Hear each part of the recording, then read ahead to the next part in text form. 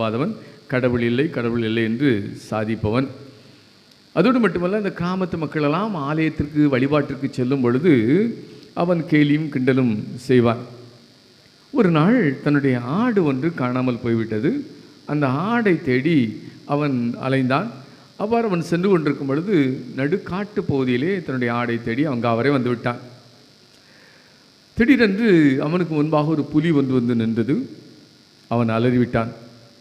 பயத்திலே சத்தம் போட, ஆண்டவரே என்னை காப்பாற்றும் அப்படின்னு சத்தம் போட்டான்.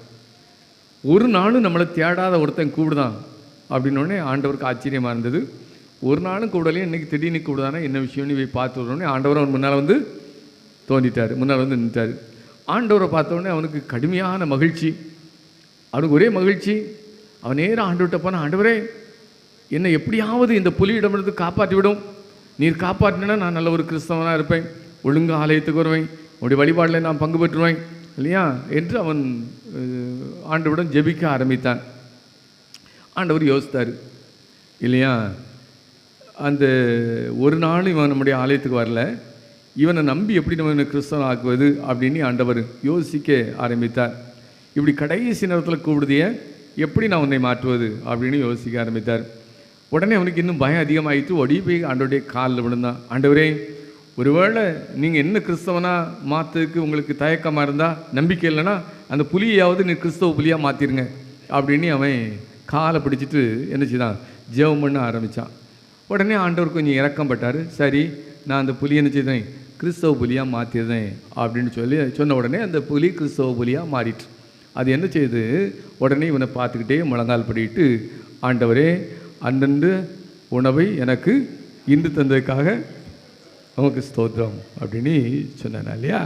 வழிபாடு, நம்முடைய ஆராதனை, ஜபத்தை குறித்து நாம் கற்றுக்கொள்ள அழைக்கப்பட்டிருக்கின்றோம். நம்முடைய கிறிஸ்தவ வாழ்வில் இந்த ஆராதனை வழிபாடு என்பது மிக மிக முக்கியமான ஒன்று. ஏன்னா நாம் கடவுளில் சாயலாக படைக்கப்பட்டிருக்கிறோம். அதனால கடவுளோடு நாம் உறவு கொள்வதற்கு உரிமை இருக்குது இல்லையா.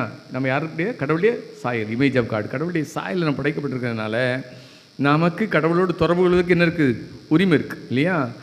இந்த ஆராதனை அல்ல வழிபாடு என்பதற்கு பல பொருட்கள் உண்டு. ஆராதனை அப்படின்னு சொன்னால் பணிந்து கொள்ளுதல், அல்லது வணங்குதல், அல்லது பணிந்து முத்தமிடுதல், அல்லது சேவை செய்தல், அல்லது போற்றுதல், மன்றாடுதல், ஜெபித்தல், இப்படி ஆராதனைக்கு பல பொருட்கள் உண்டு. நம்முடைய திருச்சபையில் ஆராதனை அப்படிங்கிற இந்த வார்த்தை எங்கேருந்து வந்துச்சு அப்படின்னா, ஆராதனா அப்படிங்கிற மலையாள வார்த்தையிலேருந்து வந்தது. ரோமன் கத்தோலிக்க மக்கள் என்ன சொல்லுவாங்க, பூசைன்னு சொல்லுவாங்க இல்லையா. அது பூஜா அப்படிங்கிற எது சமஸ்கிருத வார்த்தையிலேருந்து அது வந்தது. சரிதான். திருமறை கண்ணோட்டத்தில் நம்முடைய ஆராதனை வழிபாடு குறித்த